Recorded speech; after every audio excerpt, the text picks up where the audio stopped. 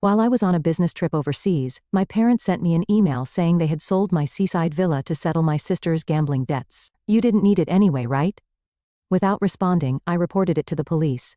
But there was something they didn't know yet. When the real estate agent called them, standing on the veranda of the seaside villa, I gripped my phone tightly. The screen flashed with the words, "Dad." Anger swirled deep within my chest. "You went ahead and did whatever you wanted, didn't you?" I said, my voice trembling. On the other end of the line, I could hear the breathing of my father, Daniel. "Margaret, I thought you'd understand. Diana needs money. If we don't pay off the debt, well, it's only natural for family to help each other." At his words, I let out a bitter smile. The usual family card? I am Margaret Moore. My parents, who adored my 2 years younger sister Diana, had always been like this. My earliest memory was of my 5th birthday. I was overjoyed when my parents gifted me the red bicycle I had been dreaming of, but that happiness didn't last long. Diana took an interest in the bike and soon claimed it as her own. "Diana wants it, doesn't she? You're the big sister, so let her have it." In the end, the bike became Diana's. My small protest, but it was my birthday present, fell on deaf ears. When I entered elementary school, the same thing happened. The pencil case I received as a gift for starting school caught Diana's eye. Eventually, I was made to switch to a different one. "Diana is still young, so she wants what you have," my mother explained, always giving in to Diana's demands. Extracurricular activities were also all about Diana. When I expressed my desire to take swimming lessons, my parents immediately shut it down. "We're spending money on Diana's piano lessons?" Besides, Diana would feel lonely on her own. For Diana's activities, piano, ballet, painting, money was no object. Meanwhile, I wasn't allowed to do anything outside of school clubs. Whenever I finished my homework and wanted to go out to play, I was told, "Help Diana with her studies." Both of our parents attended Diana's school events, but when it came to mine, they always said, "We are too busy at work." Even when I came in first in a race during sports day, no one noticed because Diana had fallen and was crying. During an open school day, I gave a speech as class president, but my parents skipped it to attend Diana's event. When I was elected as a class representative in 6th grade, I didn't even bother telling my parents. I knew the conversation would just circle back to Diana. What stands out most in my memory was my 3rd year of high school.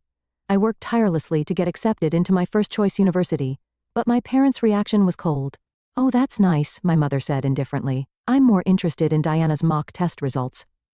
That evening at dinner, my mother made all of Diana's favorite dishes. It was supposed to be a celebration of my achievement, but every topic revolved around Diana. No one shared in my efforts or joy. For Christmas, Diana always received expensive gifts, while I got practical items like stationery or clothes. Even the travel expenses for my club competitions were denied because the money was needed for Diana's piano lessons. Diana is sensitive. Diana is delicate. By the time I entered university, I had completely given up on my relationship with my family. It was during this time that I met Ken in the windsurfing club. I was a freshman and a total beginner, constantly at the mercy of the waves. Ken, on the other hand, was older than me and the captain of the club. On the first day of practice, I was thrown into the sea countless times. I swallowed salt water, and my eyes stung unbearably. Just as I was about to give up, Ken extended his hand to me. "Everyone starts like this," he said. I fell all day long when I was a freshman too. I cannot describe how much those words saved me. Up until then, I had rarely experienced kindness in the face of failure. One particularly memorable moment happened on the final day of our training camp. At dusk, I was alone, battling the waves. I hadn't managed to stand up even once that day, and this was my last chance. "Margaret, the wind is shifting," Ken shouted from the shore. The moment I heard his voice, everything suddenly became clear. The direction of the wind, the movement of the waves, the feel of the board. Before I knew it, I was standing on the waves. I did it. My teammates cheered, but the only thing I saw was Ken's beaming smile. "Don't tense up on the board," Ken gently advised me. "Feel the waves and move with them." For some reason, those words deeply resonated with me. No one had ever treated me with such care before. My parents always focused on Diana and showed little interest in my efforts or achievements. "Margaret, you've got talent," Ken told me. "Your intuition for reading waves is amazing." It wasn't just his technical guidance that drew me in, it was also his kindness and the occasional mischievous expressions he wore. A few months later, we started dating. When I graduated from university, we decided to turn our passion for marine sports into a business and started an import company. The people around us were against it. My parents, in particular, strongly opposed the idea. We worked tirelessly to raise the startup capital. I juggled part-time jobs, while Ken borrowed money from his family. Our first office was a small apartment 30 minutes on foot from the nearest station. All the furniture, desks, cabinets was second-hand. "This is our starting line," Ken said with a laugh, and I laughed with him. Finding business partners was far more challenging than we had imagined. You're too young. You have no track record. We were rejected time and time again, but we refused to give up. We attended marine sports tournaments, built relationships with athletes, and gradually earned their trust. Our turning point came when we met a small manufacturer in Australia. They had also just started their business and were looking to expand into the US market. Perhaps our passion resonated with them, and we managed to secure an exclusive distributor contract. The night we signed that contract, we celebrated in our office with a cheap bottle of sparkling wine. While snacking on canned appetizers, we talked about our future. Looking back now, that might have been the true beginning of our journey. How do you plan to survive with such an unstable business? My father asked. Diana is struggling, so you need to help the family, my mother said, her mind still entirely consumed by Diana. My younger sister Diana had dropped out of university, hopped from one part-time job to another, and spent her days aimlessly having fun. Every time she racked up debts, my parents stepped in to clean up after her. They always defended her, calling her a poor child. In contrast, they placed strict demands on me, but Ken was different. He believed in my dreams and was ready to walk the path with me. If it's us, we can make it happen, he said. With those words in my heart, we took one step at a time to grow our company. The business, which began in a small warehouse, is now recognized within the industry. And 5 years ago, we finally achieved our dream of owning a vacation home. We found this property shortly after we began searching. Perched on a hill surrounded by trees, it offered a breathtaking view of the ocean that instantly captivated us. This is the one, Ken said. And I was thinking the same thing. My parents opposed it again. It's unnecessary to spend so much money on such a luxury, they said, but their disapproval wasn't just about the expense. They still hadn't fully accepted my work. However, that didn't matter to me. This was the proof of the dream Ken and I had built together. On our first night at the vacation home, we sat on the deck, gazing at the starry sky. As we listened to the sound of the waves, Ken held my hand. Margaret, let's grow old together here. Those words still warm my heart today, but everything started to crumble with a single phone call from my father. It was the morning of the second day after I returned from a business trip to Southeast Asia. I was visiting the vacation home. Margaret, I need to talk to you, my father said, his tone carrying a hint of forced confidence. Did something happen? I asked casually.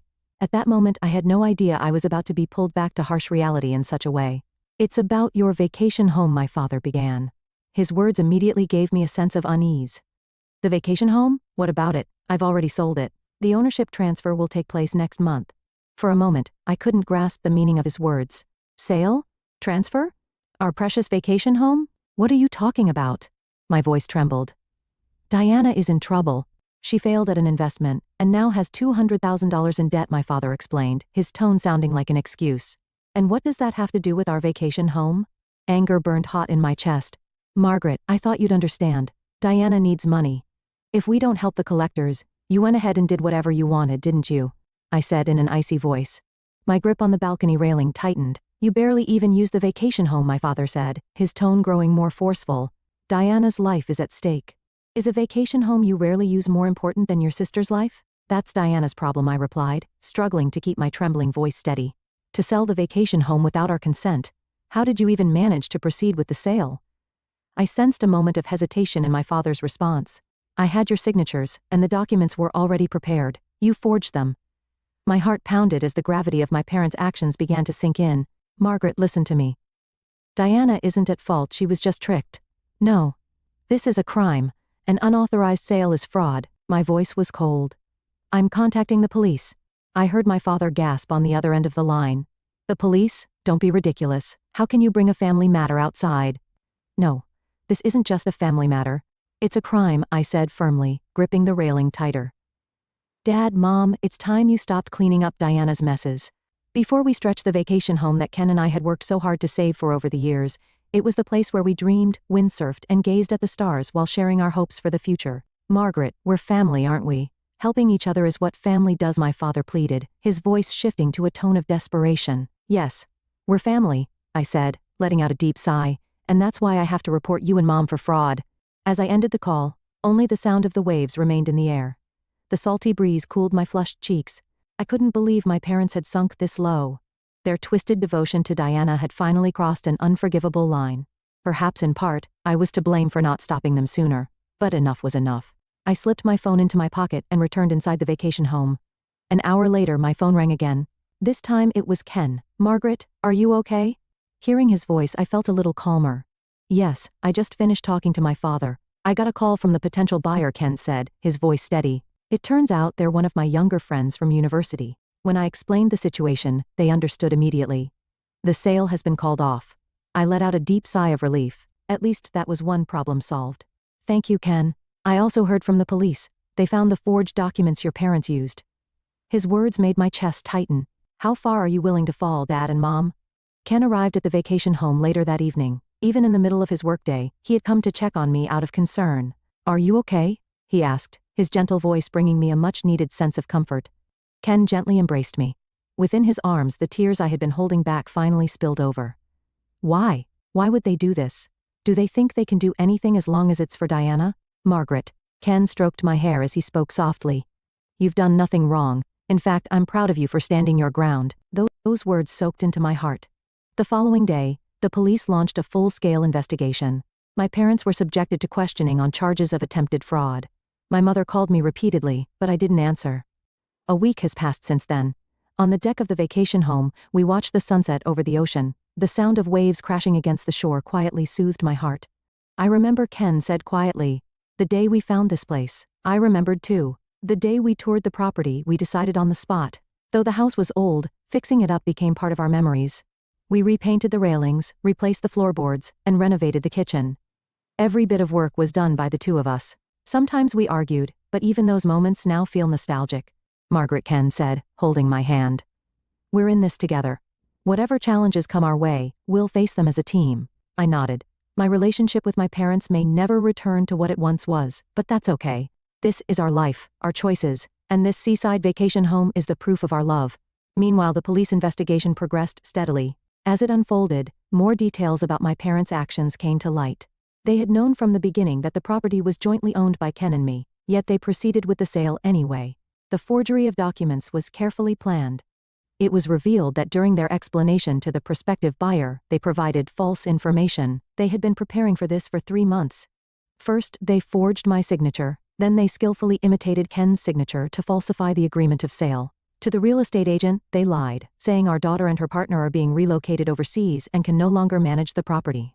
The most shocking revelation was that my mother had spread rumors in the neighborhood. She claimed, Margaret and her husband racked up debts and are forcing us to clean up after them. She was willing to tarnish her own daughter's reputation just to protect Diana. Diana got involved in a fraudulent investment scheme, my mother reportedly confessed tearfully during the police questioning.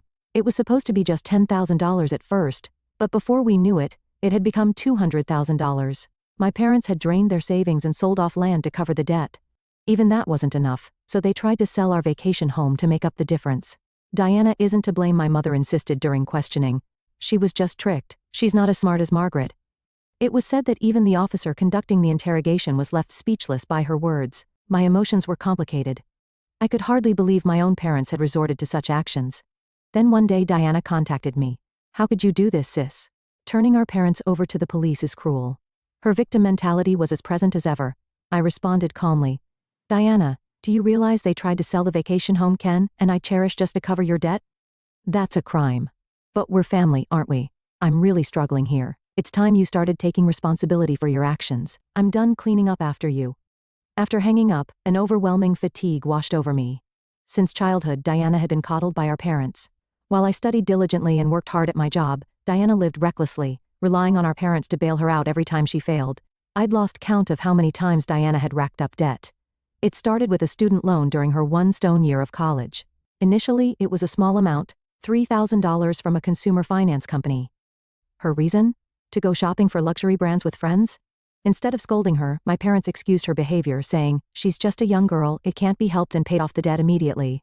2 months later, we discovered she had misused her tuition money. It had been spent on trips with friends and new clothes. My father dipped into his savings to cover the $30,000 shortfall. Diana lacks life experience, they said. It's natural she doesn't understand the value of money. Rather than reprimand her, my parents defended her with excuses. In her 3rd year, Diana abruptly announced she was dropping out of college. Her reason? I can't keep up with the classes. Shortly after, she began working part-time at a restaurant. There she started dating a customer. Eventually, he introduced her to an investment scheme, and she lost $38,000. You wouldn't understand, Margaret, because you're so smart, Diana said, glaring at me as if I were the problem. He's the only one I have. My parents begged her to break up with him and managed to persuade her, but once again, they paid off her debt. Their retirement savings were nearly depleted. And now, this. Duped by another fraudulent investment scheme, Diana had accrued $200,000 in debt. This time, my parents had no means left to cover it. So they turned to selling our vacation home. They spoiled her too much, I had always pointed out, but my mother would shake her head. Diana is a fragile girl. We have to protect her. My parents' excessive devotion to Diana was destroying her. She lacked any sense of personal responsibility, repeating the same mistakes while insisting I'm the victim. When I decided to start my own business, my parents vehemently opposed it. You should just join a stable company, they said. You need to be responsible for Diana too. But I had already escaped from that curse. With Ken as my partner and supporter, I had begun to walk my own path, and yet my parents tried to take away the place that meant so much to us in the end. The total debt, as far as I knew, exceeded $400,000. Every time my parents defended Diana as the poor girl and continued to clean up her messes. Diana isn't at fault. Society is just too harsh. You're lucky, Margaret, so you should help. Those words now echoed with bitter irony. In the end, my parents ruined Diana's life by spoiling her. And now they were trying to destroy ours as well. Maybe they never really accepted what we do for a living, Ken said seriously. He was right. Their attempt to sell the vacation home was just an extension of their lack of understanding. Perhaps that's why they were able to decide so easily to get rid of something we cherished, but that's their problem, I said firmly. Our bond is something no one can break. Ken smiled gently. That smile always gave me strength. We had our own path. The memories etched into this vacation home were proof of that. As autumn deepened, the sea grew rougher little by little. We sat close together on the deck, watching the sunset over the ocean. My relationship with my parents and Diana would likely never return to what it once was. But that was my choice. The final report from the police arrived with the onset of winter. My parents were prosecuted and received a suspended sentence. I discarded their apology letters without reading them. Sometimes forgiving only enables the repetition of wrongdoing. That was a lesson I had learned. A year has passed since then. According to a neighbor who spoke to my mother's friend, my parents are still struggling to repay their debts. After the fraudulent sale of the vacation home was exposed, my father had to resign from his job.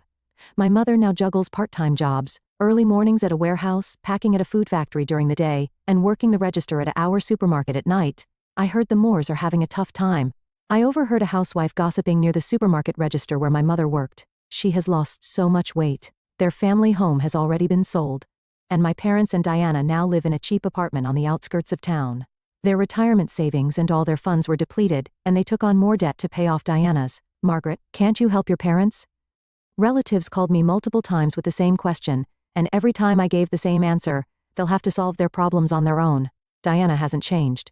She met a man at a nightclub and is now considering another investment scheme.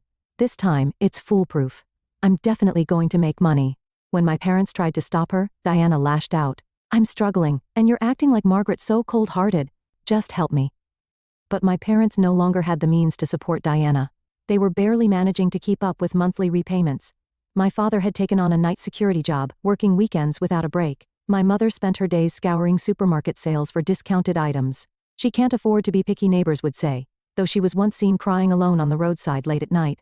Diana, angry at being abandoned by my parents, directed all her fury toward me. This is all your fault, sis. Reporting them to the police ruined everything. We could have solved it all just by selling that stupid vacation home. One day I ran into my mother at the supermarket. She was unrecognizable, her hair now white, her back hunched. When our eyes met, she hurried away, avoiding me. Her shopping basket was filled with soon-to-expire discounted food items. My father, meanwhile, reportedly collapsed during his late-night security shift. The diagnosis was overwork. Still, he returned to work without rest, knowing that if they fell behind on payments, the collection calls would never stop. At the end of the year, I received an email from Diana. Margaret, lend me $50,000. I promise I can turn everything around with it. She had maxed out her consumer loans, her credit cards were unusable, there was no one left, friends or acquaintances she could borrow from. Cornered, Diana was turning to me for help. I didn't reply. Instead, I sent my parents information on counseling and debt relief services. That was the most I could do for them now. Why didn't we realize what was happening before it got this bad? The words of my mother's friend lingered painfully in my heart, but this was the path my parents had chosen. Their blind devotion to Diana had ultimately brought the entire family to ruin. I sighed deeply as I gazed out at the ocean at night. Ken came up behind me and gently placed his arms around my shoulders. You're not at fault, he said. I nodded quietly at his words. I had made the right choice. It was a painful but necessary decision. I've been thinking, Ken said, his expression serious. What if we use this vacation home as a venue for charity events? Charity, yes. Let's give underprivileged kids the chance to experience marine sports. I was deeply moved by his suggestion. Having experienced the loneliness of being misunderstood by my own family, I wanted to support children who felt the same isolation. That's a wonderful idea, I said. Ken continued. Your parents saw this place as nothing more than a piece of real estate, but to us, it's a place of dreams. If we could share that dream with others. I took his hand in mine. Ken always understood the deepest corners of my heart. Let's do it, I said with determination. We changed into our wetsuits. Riding the waves, I felt a pure sense of happiness. Yes, my relationship with my biological family was lost, but I had chosen my path, and that choice wasn't a mistake. Listening to the sound of the waves, we looked toward the future. This vacation home will continue to nurture our dreams, and now it will also become a place of hope for others pursuing dreams of their own.